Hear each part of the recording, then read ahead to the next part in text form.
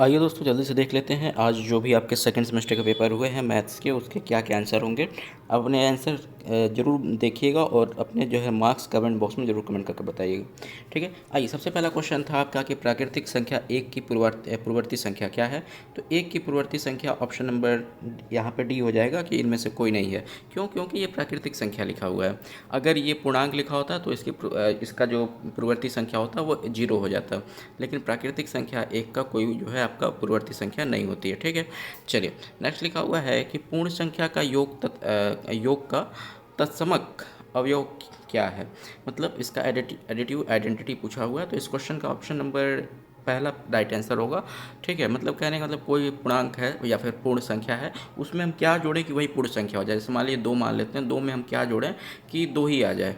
ठीक है, 2 में हम क्या जोड़ें कि 2 ही आ जाए, तो 2 में शून्य जोड़ने पे ही 2 आएगा, जाहिर सी बात है, तो शून्य इसका राइट आंसर हो जाएगा।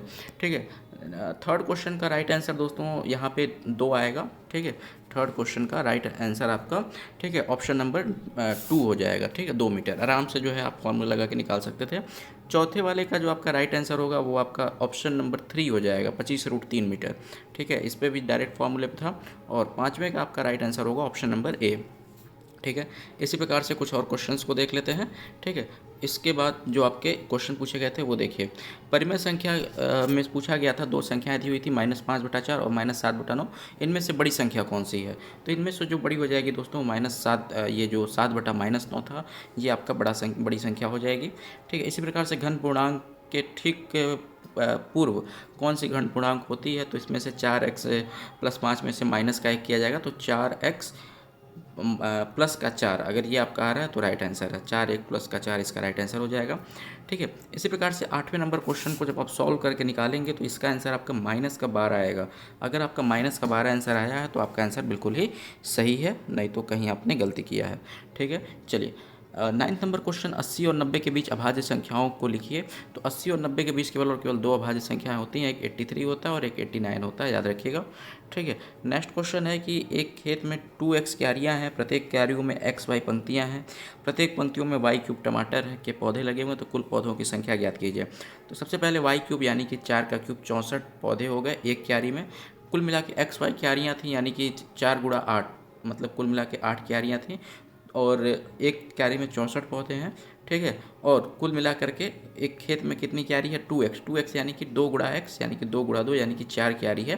ठीक, तो 4 क्यारियाँ हैं जिसमें प्रत्येक क्यारी में 8 पौधे हैं,